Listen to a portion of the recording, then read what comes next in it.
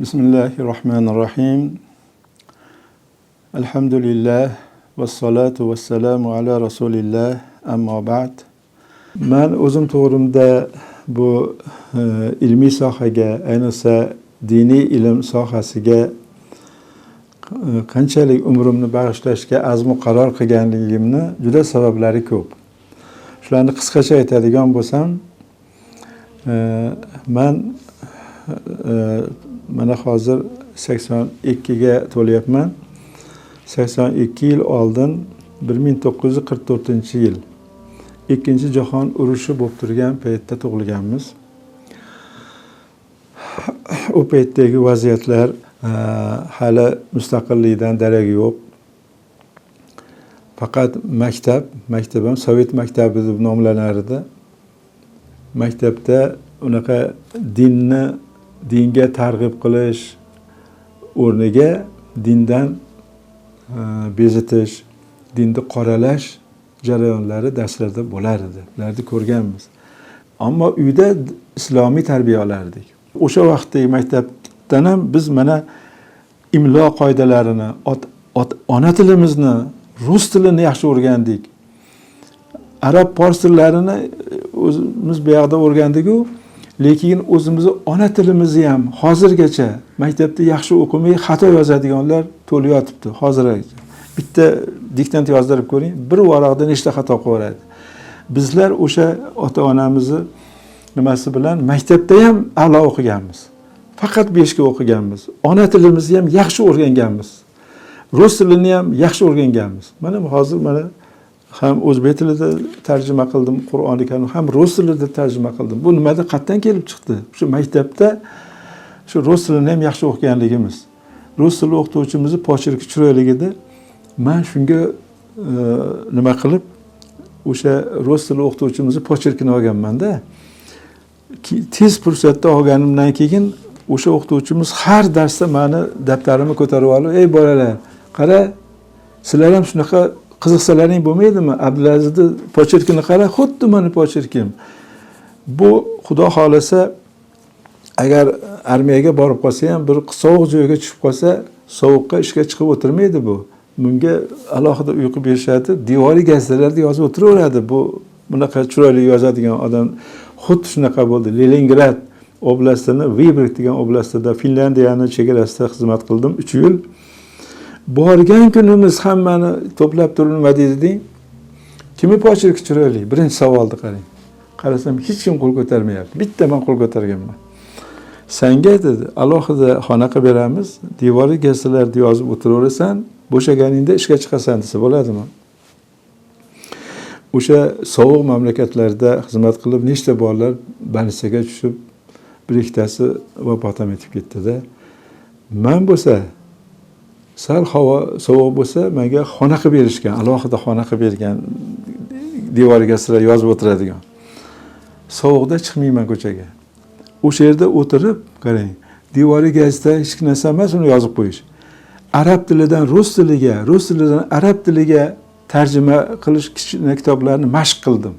Ana shu menga keyin mana samarasini berdi. O'sha yerda rus tilini, ona tilimizni yaxshi o'rganganim uchun, arab tillarini yaxshi o'rganganim uchun Allohga beadad shukr, mana Qur'oni Karimni va boshqa qancha arabiy kitoblarni, hadislarni ham, Sahih Buxoriyga o'xshagan kitoblarni ham ona tilimizga tarjima qilishga Alloh muvaffaq etadi. Shuning uchun endi bu yo'lga meni ilhomlashtirgan narsa birinchi o'sha maktabdagi davrimdan, o'sha meni birinchi ustozim, shu yo'lga kirishimga sababchi bo'lgan zot Alisher Navoiy deb bilaman. Maktabda ona tili va adabiyotidan darsga kiradigan o'qituvchimiz Alisher Navoiy to'g'risida shunaqa yaxshi dars o'tardiki, o'zlari ham yaxshi ko'rar ekanda Alisher Navoiyni. Men ko'zimdan yosh chiqib ketardi Alisher Navoiydan gapirganlarida. Shu Alisher Navoiyni yaxshi ko'rib qolib, hamma kitoblarini o'sha paytlarda 15 tom kitoblari bosilgan, nashr qilingan O'zbekiston. O'sha 15 tomlarni olib hammasini qayta-qayta o'qib o'rganman. Uning ichida arabcha, forscha so'zlarini tarjimasini ham qilib qo'yishibdi tagiga, izoh qilib. Ana izohlarini yodlar edim. Mana arab tilini o'rganib, fors tilini o'rganib, o'sha maktabdagi davrimdan boshlangan, maktabdan keyin butun umrimni mana shu sohaga sarf qilib kelyapman. Alloh taolaga beadad shukr.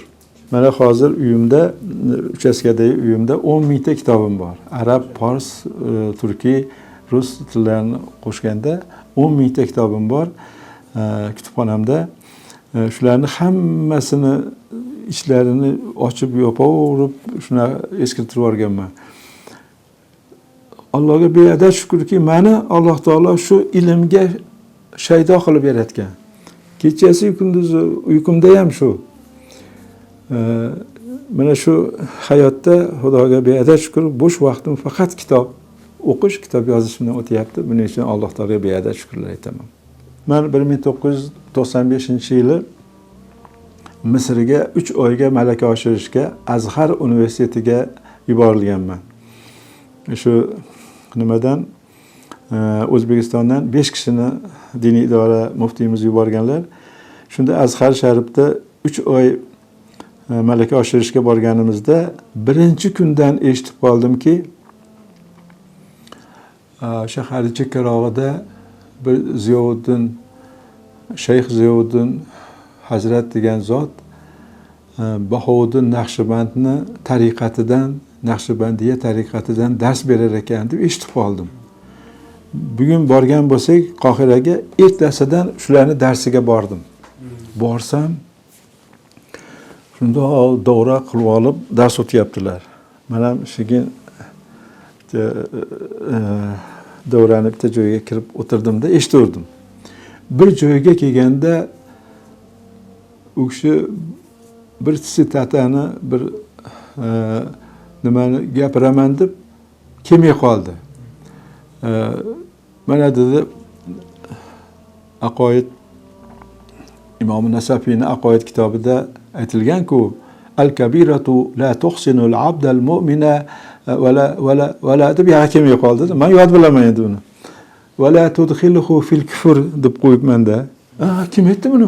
Sen baqay. Yonlariga o'tkazib oldilar. 3 oy yonlarida o'tirib, sen qatdan bilasan buni? Biz bularni yodlaganmiz, ustozda o'qib aqoidlarni desam, "Hoy, juda yaxshi" deb. Shu 3 oy u kishidan men tariqatdan dars oldim. Naqshbandiya tariqatidan 3 oy ta'lim olganimdan keyin ketadigan kunimiz, Qohiradan endi vatanga qaytadigan kunimiz xayrlashgani bordim. Endi shu 3 oy dars berdilar, endi bir xayrlashib kelay deb borsam, juda katta ziyofat uyushtirishyapti. Odamlar, mehmonlar biror narsani nishonlashayotgan bo'lsa kerak dedimda, borib kishini ko'rishdim, o'tirdim. Ovqatlarni yeb bo'lgandan keyin aytdim, men endi 3 oy bo'pti, men qaytayotgandim uyga, siz bilan xayrlashgani kelgandim, menga duo bering desam, to'xta deb kirib ketib, uylaridan bir choponni olib chiqib yelkamga yopdilar. Bitta sallarni olib chiqib boshimga qo'ydilar. Keyin aytdilarki, "Ey shogirdlarim, eshit" dedilar. Mana hammang ko'rding, mana shu Abdulaziz Mansur 3 oy meni darsimga qatnab, ko'rdilaring qanchalik bu yoqda yaxshi o'qigan ekan. Bitta endi faqat Naqshbandiya tariqatidan ilmi holdan dars olay deb qatnab, shu qatnadi, ko'rdilaring-a? Hammang guvoh bo'lgan dedilar. Mana shu Abdulaziz Mansurni Bahovuddin Naqshbandiya tariqatini shayxi deb e'lon qilaman dedilar. Hammalar Allohu akbar, Allohu akbar takbir etishdi. Shunaqa bo'lib, shayx unvonini o'sha yerdan olib kelganman-da, Xudoga.